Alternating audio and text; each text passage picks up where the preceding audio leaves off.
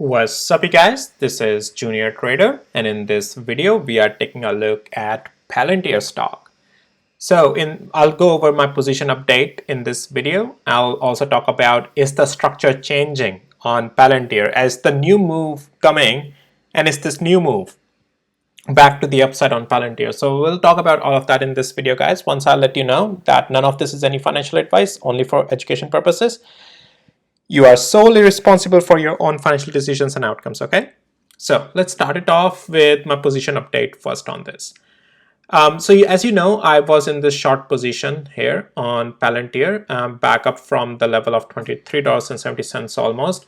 If you want to know more about it, how I got into this position, I'll suggest just check out my previous videos that I have on Palantir. But this is a really good bounce, because I was trying to get into this bounce back then, and I got that bounce.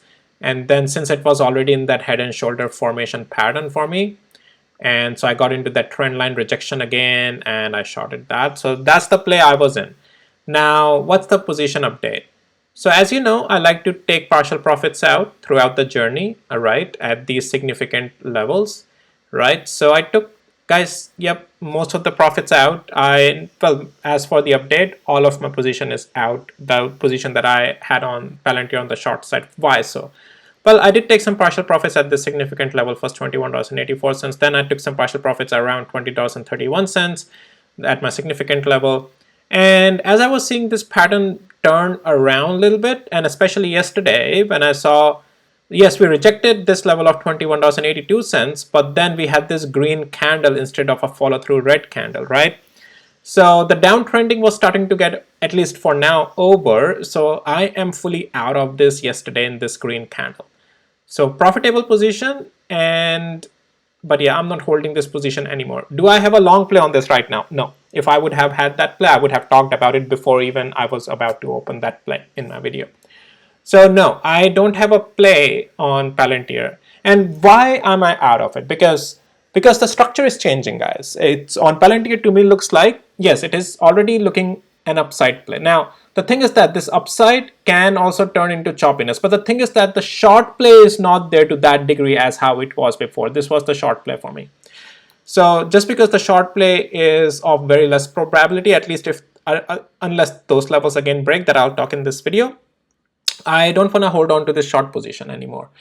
So good profitable play, but now let's talk about what is the next thing I'm looking at. So since Palantir has regained this level of $21.84 to $22.11, it is above that, together with above 20 days moving average, with the importance of that it has regained this zone of support.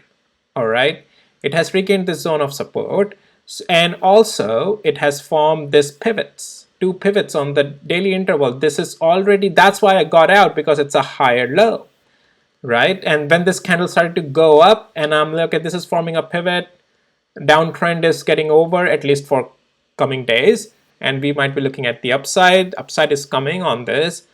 Potential area, next area to watch is $23.20.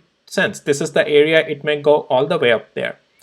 This is a continuation of the uptrend. At least this is the level first, and then I'll show you on hourly interval in just a second if we do a pullback. But if we still hold $22.12, it's still a pullback and an upside zone play. The thing is that Palantir is not bearish again. It's not a downside play as long as it's above $21.87. It has to be taken where it is right now, just as an upside play. If we break below $21.85, then the short play will again come back into play. Otherwise, not.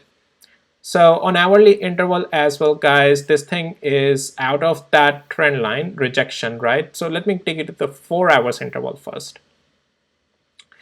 And yeah, so this trend line that we have had in this pattern of the downtrend that I was also using as a direction for me to trade this thing short, right?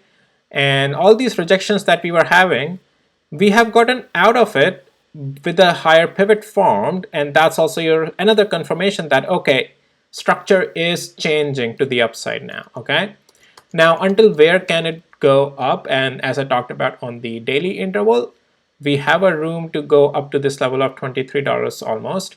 And yeah, structure, oops, sorry guys, structure is looking bullish right now. As I said, we are not back down bearish as long as we are still above these pivot zones, $22.12 and $21.85. As long as we are above these levels, we are still bullish. This will just be a pullback.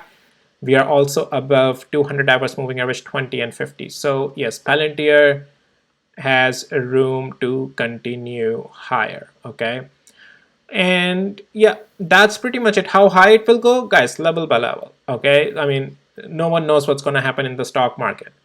And just trade level by level. And I just want to cover the structure. And structure on Palantir is looking bullish.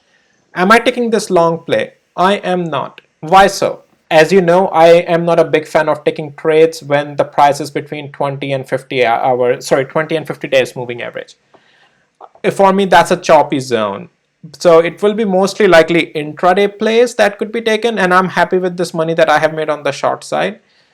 But for me, being bullish on this, not right now. As I am not very comfortable trading between 20 and 50 days moving average, especially on the swing side. Yeah, so but yes, this continuation can continue to happen at least on intraday level up to $23.20. As I say, if you are comfortable, it's your choice. But yes, as long as we are above $21.86 or 85 cents, it's a bullish thing. It's just a game to the upside. And yeah, that's pretty much it with Palantir. Okay, cool. And guys, if you need access to my tools, links are in the description below. Okay, the tools that you see on my videos. Okay, so what else? What else here, junior trader? Guys, nothing more. It's easy peasy, simple, right? All right, let's actually take a look at some of the articles that we also have here. Palantir stock has AI upside, but the valuation is excessive, analyst says. Palantir stock was rising Friday after a former bear upgraded shares of the software firm on confidence in growth thanks to artificial intelligence. Monness Crespi Hart analyst Brian White upgraded shares of Palantir to neutral from sell without a price target. They say, in our point of view, Palantir is well positioned to benefit from the long-term AI trend. Okay, pretty much that's what the article is, guys. Palantir's rock concert AI sales strategy is rapidly boosting commercial sales. We can't do enough of them. Wow. All right. Well, so that's a positive sentiment on Palantir. I'm just going high level, guys, on these. These type of news are not that important. Unusual call options activity in Palantir Technology stock highlights its value. Today, a large volume out-of-the-money call options for Palantir Technology stock has traded in near-term expiry period. This highlights the underlying value of this AI and software security company. Not necessarily. I disagree with the statement. Options trading has nothing to do with the underlying value of this AI. That's just that, the way people are just betting it. Yeah, they just go over that data, guys. Why Palantir stock looks cheap? All right, let's take a look at it. I highlighted the underlying value. Well, I didn't, guys. The article is saying someone who wrote the article, he or she did that. More importantly, the company said it's now all in on integrating AI into its product line. Moreover, Palantir is so confident about its finances that it projected its adjusted forward cash flow will be between 800 million and 1 billion this year.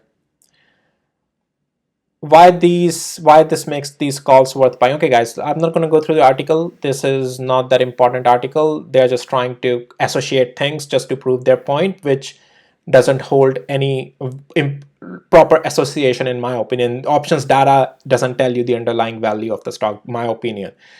You can have your opinion on this, but not my opinion. I'm not going to cover ridiculous articles if they don't hold any value, at least in my opinion. Guys, that's pretty much it for this video. If you found, well, wait. Big fund doubles down on Palantir stock, sells Apple, Tesla, and Microsoft. Wow. The asset manager of Norway's largest bank just cut back on some members of Magnificent Seven.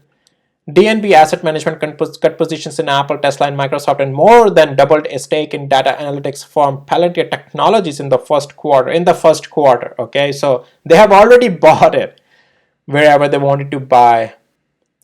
So, all right, well, big players are coming. All right, guys, that's all for this video. If you found it helpful, valuable, hit the like, subscribe, and I'll see you in my next video. Take care, guys. Bye.